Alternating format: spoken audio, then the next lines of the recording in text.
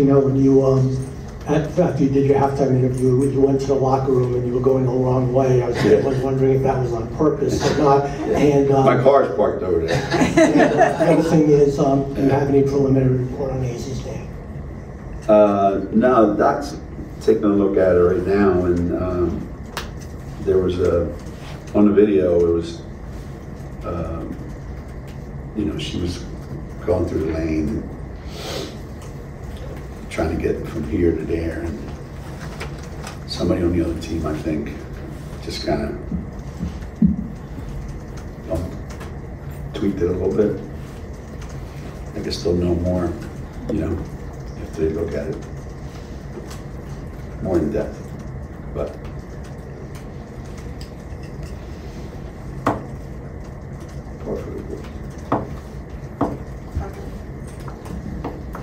you feel like right now like Aaliyah is the one player that you can just count on every game. I mean, it seems like a lot of players struggle today. Yeah, today, you know, I think for the first time all season, I think today was a collective no, you know, we didn't have we didn't have the energy to get us through some of the you know, the missed shots. You know, I say, well, why did we missed a lot of shots in the first quarter, first half? Like, why? You know, they were pretty decent shots. They just didn't go in. But we didn't bring enough energy. Like, we didn't go chase them either. Like, we didn't, you know, like some games, you know, we'll go and get 15, 17 offensive rebounds and make up for some of those misses. And it just kind of settled into a, you know, kind of a ugly scrum kind of game, you know, where, you know, we just couldn't get any kind of flow. You know, we tried to speed it up as much as we could. You know, we wanted to pick up more full court, but then all of a sudden, you know, you can't. Just don't have enough bodies. We got a game Tuesday. It's just too much.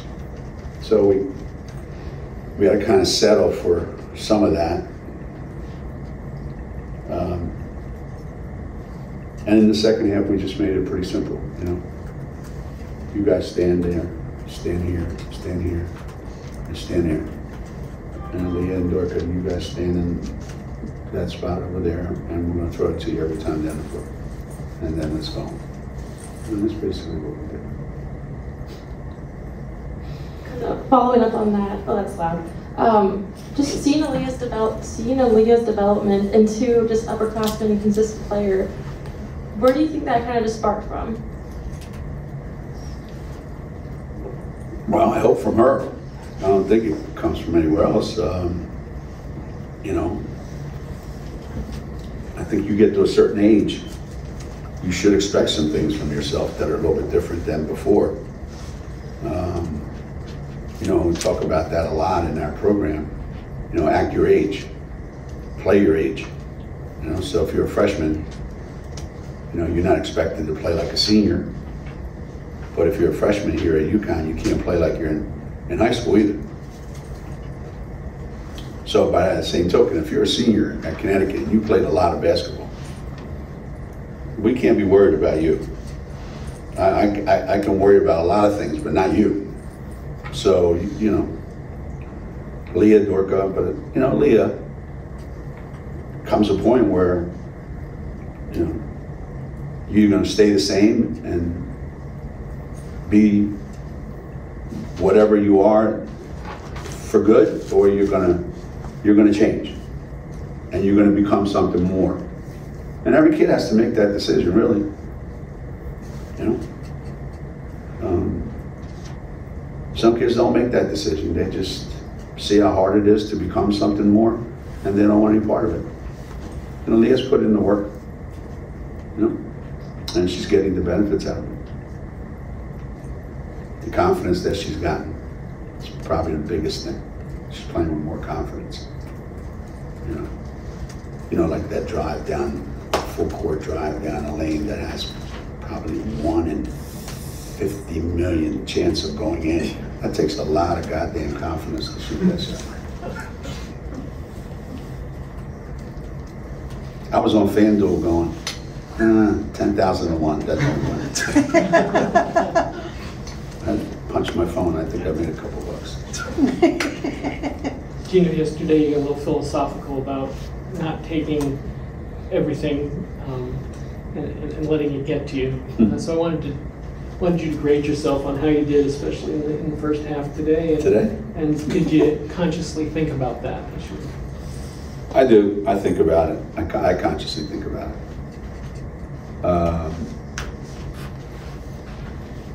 You know,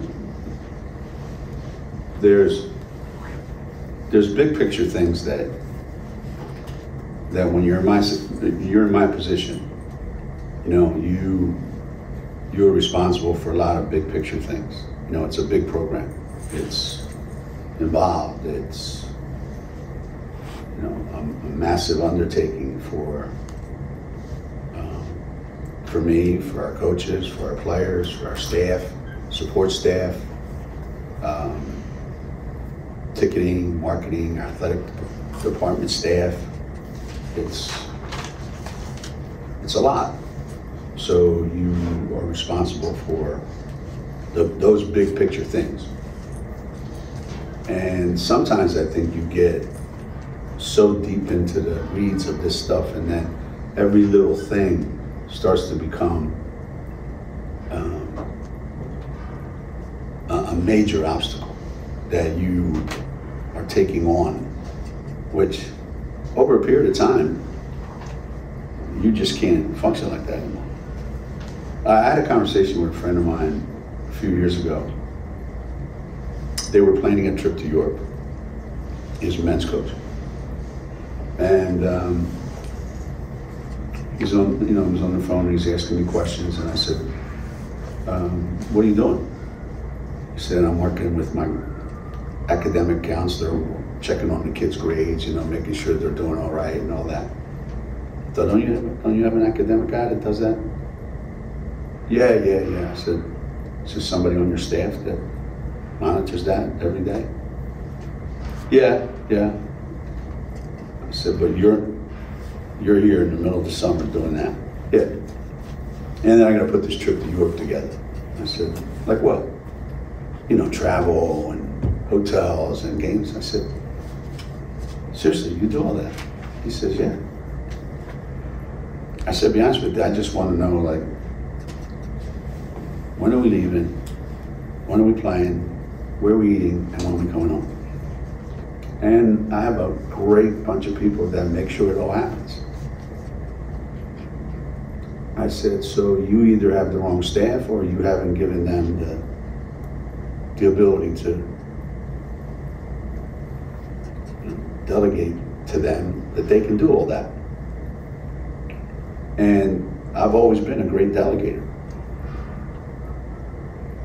But when it comes to how your team looks and how you're playing and how your players are developing and all that, and everybody, you know, with the injuries, you just start to think that you personally are responsible for all of it. And I don't think that's healthy either. I don't think you can be like that. So, yeah, there were a couple times in the first half today I said to CD, and actually she wasn't happy, and Jamel wasn't happy. You know? I said, if I was a big guy, I wouldn't come to Connecticut unless you want to learn how to get your shot blocked and miss layups. And, you know, they're like, so much for the new you. I told Jamel I was turning over a new leaf. She said, Coach, since I've been here, you turned over trees. Geno, what was the interaction like yesterday between Aaliyah and Tina Charles? Did you want specifically for them to get together and talk? Did you want some mentoring to go on? Yeah, Tina was here doing her thing, you know, trying to get a little run in, and Aaliyah was, and it was after practice, and I said, Tina, Aaliyah said, you're too old. And Tina came down to where we were and said, I bet her game of 3 from this spot. I said that she would win. Dad said Aaliyah would win. And they started playing, and it was all funsy until Aaliyah got up 2-1, and then it became future Hall of Famer and WNBA MVP against a college kid. And Aaliyah learned a lot, and she got a kick out of it, and I think she's looking forward to it happening again. She got to see playful Tina, and she got to see Tina the starter on the Olympic team. I mean, there's some similarities that you see between the two. When Tina was here, it took her a while before she and we talked about that. Jamel brings that up a lot. And I made a point to say that to Aaliyah, that her first 2 years, Tina's first 2 years, you know, on a scale of 1 to 10, you know, Maya Moore was a 10 from the day she walked on campus, right? Tina was probably like 5 or 6, maybe 7 on some good days, her first 2 years. And, you know, me being me, I kept asking her, how come Maya gets first team All-American and Renee gets first team All-American and you're over there sitting clapping in the audience?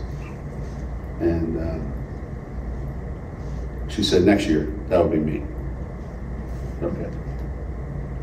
Well, the following year, she changed and decided she wanted to become a 10. And then was a 10 every day for the next 2 years. So you explain that to Leah and you say your first 2 years were pretty much the same. The challenge now is you got to be a 10 every day. You got to be like a pro every day now, rest of this year and all of next year, if you want to get to where she is. So it's good for them to see that, you know. It was a good day for them yesterday. Ray was at practice, you know, he talked to the team for a little bit. Rudy was at practice. I made sure he didn't say too much.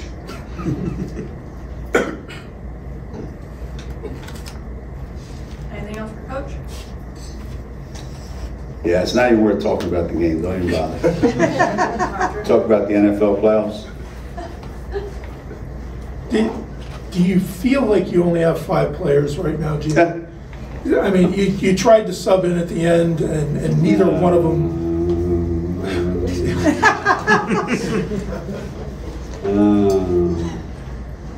Well, you know, when the ball game was canceled, postponed, because, you know, you have to have 7 healthy scholarship players. Nobody said whether they had to be any good or not. So I think we're going to have to put an addendum into that contract. But yeah, you want to use these guys, you know, like you want to give them opportunities out on the floor, and you just want them to be like solid, like not great. You know, they don't have to be great. They just got to be solid, you know, and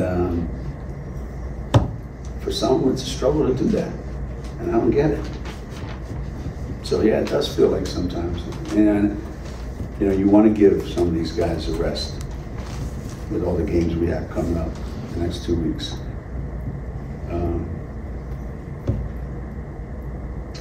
So hopefully, you know, with a little bit more work, these guys can give us a couple productive minutes, you know, use all our timeouts more, you know. But yeah, if AZ's out at any period of time, like if she doesn't play Tuesday, Go right back to square one, right? Waiting on, waiting on Caroline. Easy will step out for a week and Caroline will come back. Is there a chance you get the two concussion protocol by Tuesday, or is that? I don't know. I think it's on individual basis. So depending on how they react to their workouts, you know, how'd you do? I rode the bike today. How'd it feel? It hurt.